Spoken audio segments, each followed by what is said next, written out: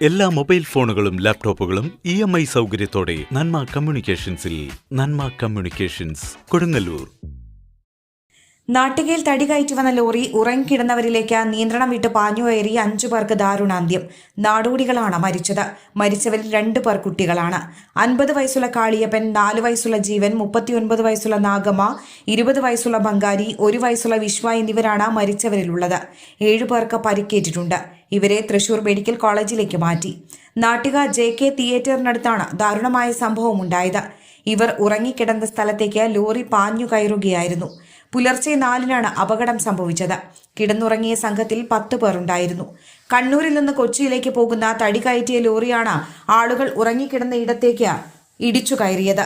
സംഭവ സ്ഥലത്ത് വെച്ചു തന്നെ 5 പേരും മരിച്ചു. 7 പേരെ ആശുപത്രിയിലേക്ക് മാറ്റിയിട്ടുണ്ട്.